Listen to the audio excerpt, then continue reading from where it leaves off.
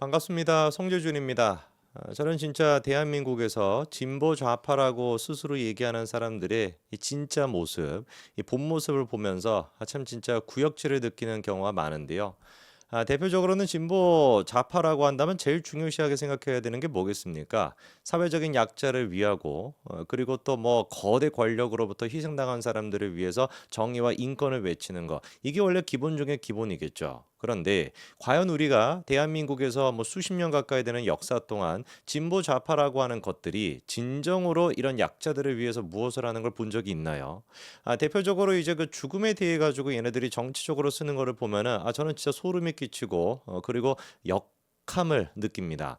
이번에 이재명 같은 경우도 뭐 세계의 참사에 대해 가지고 최근에 있었던 무안공항 그리고 또 이태원 사고 그리고 또 세월호 이런 분들을 갖다가 모셔다 놓고 억울한 점을 갖다가 듣는 시간을 가졌다라고 하는데 딱 지금 이제 그때 시기에 맞춰 가지고 논란이 되고 있는 게 뭐겠습니까? 그쵸? 지금 홍수로 인해 가지고 막 난리가 나 있는 상태임에도 불구하고 이재명에는 그냥 막 하하호 웃으면서 막 떠들고 있는 그런 장면이 공개가 되는 거. 이게 사실상 얘네들의 진짜 모습인 거 아니겠습니까? 무안공항에 대해서는 왜 도대체 국정감사 안 하나요? 무안공항에 대해서는 왜 도대체 특검하지 않나요? 왜 그 부분에 대해서 민주당은 찍소리도 하지 않습니까? 그거 자체가 자기 지역구에 있으니까. 그리고 그 무안공항을 통과시켜주고 국제선으로 만드는 과정에 자기들 쪽의 의원들이 연관이 되어 있으니까 그러니까 침묵하고 있는 거 아니겠습니까? 무안공항 유가족분들은 정말로 제가 하소연 드리고 싶어요. 거기에다가 그냥 대통령이 불러다가 앉혀놓고 뭐 질문하고 뭐 어쩌고저쩌고 그런다라 그래가지고 여러분들에 대해서 이재명이 관심이 있다라고 생각하십니까? 저는 쥐뿔도 없다라고 보거든요. 그냥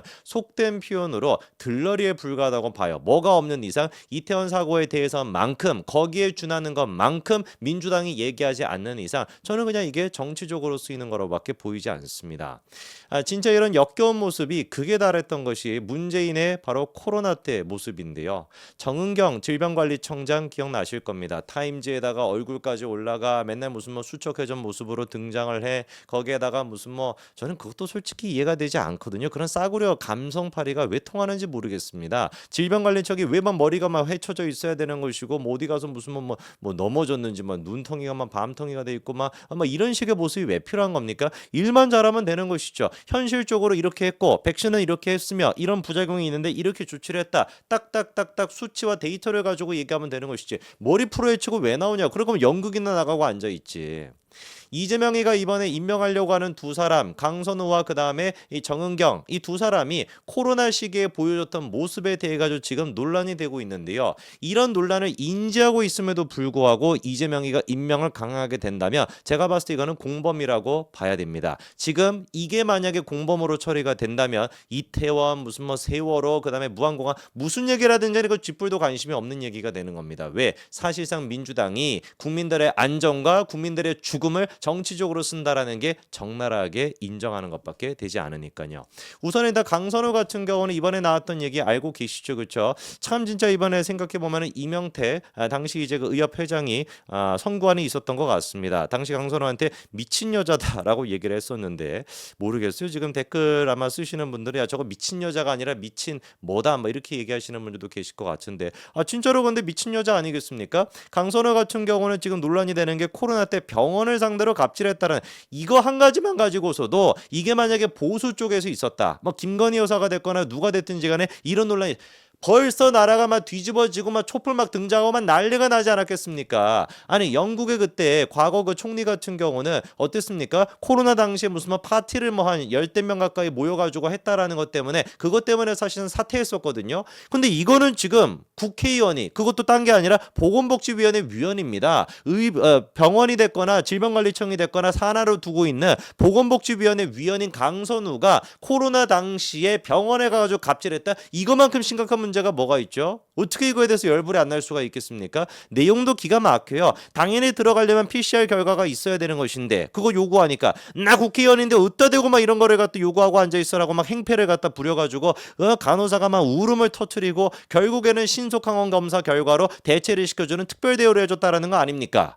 근데 이 여자가 진짜 미친 여자다라는 얘기가 나올 수밖에 없는 게 끝까지 어떻게 하는 거예요? 발뺌을 해요. 끝까지 구라를 칩니다. 이번에 해명하는 것도 뭐였습니까? 8월 달에 아프리카 방문을 앞두고 필수 예방 접종을 하러 갔던 것이지 내 가족이 거기 입원해 있어가지고 병문안 가려고 했던 게 아니야 라는 거거든요. 그런데 막상 물어보니까 병원에서 날짜까지 특정을 했죠. 2023년도 7월 26일이라고. 이때 자신의 가족이 병원에 입원한 사실이 없냐라고 물어봤더니 그건 기억이 안 난대. 그건 알지 못하겠대. 네가 모르면 누가 아니? 이제 미치겠다니. 그러니까 미친 여자라는 얘기가 나오는 거예요. 이 미친 여자 한 단계 더, 한 단계가 아니야. 한 단계 더 올라가게 되면 이제 미친 X가 되는 거 아니겠습니까? 요거 한 가지만 가지고서도 진작에 어떻게 써야 되는 거예요. 이 강선우라고 하는 여자는 탈락하는 수준이 아니라 어이 그냥 무슨 뭐 구속이라도 돼야 되는 거 아니겠습니까? 다른 것도 아니고 코로나 당시에 모든 국민들이 자유를 박탈당하고 어디 가는지 막 QR코드로만 다 자기가 기록을 남기고 뭐 얼마나 많은 사람들이 그때 당시에 임종조차도 지키지 못했습니까? 그런데 이거는 국회의원이라는 작자가 최소한의 그런 절차도 지키지 않고 나 국회의원인데 어때 대고 그런 거를 요구해. 이렇게 한 거 말이 됩니까? 국회의원직부터 이거 날려야 되는 거 아닌가요? 그리고 질병관리청장이었다라고 하는 정의용 같은 경우는 지금 논란이 뭐겠습니까? 이게 지금 핵심이 이거예요. 물론 이제 강선우 같은 경우 지금 보니까 수사가 착수됐다라고 하니까 아마 제가 봤을 때는 강선우는 요번 주말 지나고 나서 이재명이가 결단을 하고 결국에는 낙마할 거라고 보입니다. 이것까지 이재명이가 버티기는 힘들 거예요. 자, 그리고 질병관리청 정은경에 대한 얘기도 한번 얘기를 해봐야 되는데, 자, 지금 문제가 되고 있는 게 뭐냐면 창해 에탄올이라고 하는 이 회사가 지금 문제가 되고 있습니다. 요거에 대해 가지고 당시 이제 질병관리본부장이었었을 때 직무 관련성이 없다라고 판정을 받았는 이게 무슨 소리냐?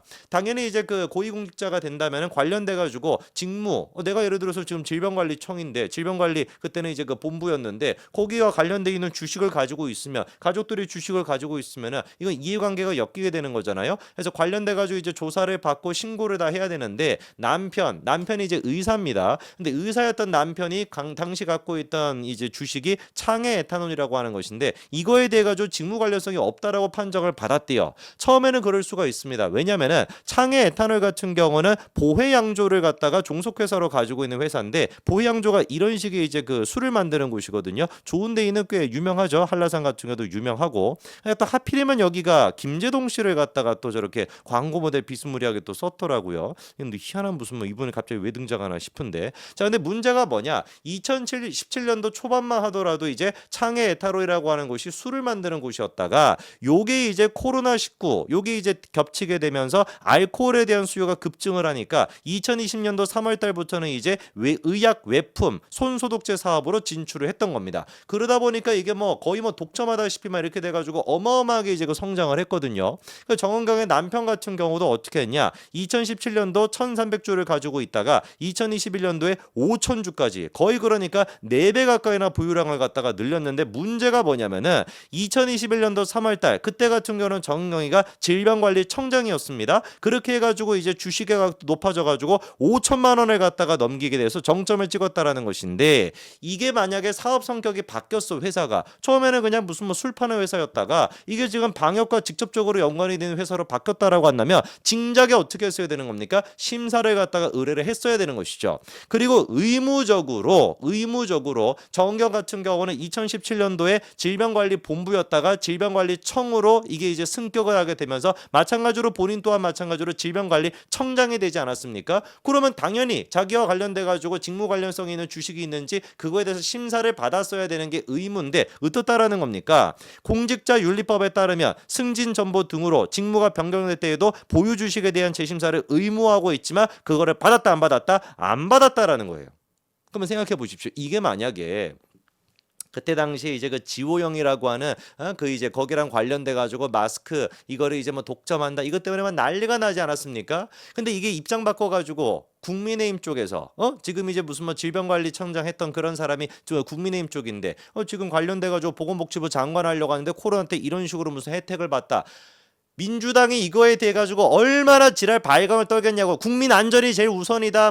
지금 막 코로나만 얘기하면서만 난리를 치지 않겠습니까? 뻔할 뻔쳐죠, 그쵸? 100번 1000번 양보해 가지고 정은경이가 아무런 혜택을 안 봤어. 남편도 아무런 혜택을 안 봤어. 그러면 모르겠습니다. 실제로 정은경 같은 경우는 이렇게 해명을 했었죠. 코로나19 이 지금 수혜주로 이익 본 게 없다라고 했었는데 어떻게 된 것인지 대번에 나오는 것이 배당 소득으로 뭔가를 취한 게 있지 않냐? 이런 지금 문제가 제기가 되고 있습니다. 참 그러면은 강선우도 그렇고 정경도 그렇고 이게 지금 다른 문제도 아니고 민주당이 그렇게나 신경 쓰는 국민 안전, 국민 생명과 직결되는 거 아닙니까?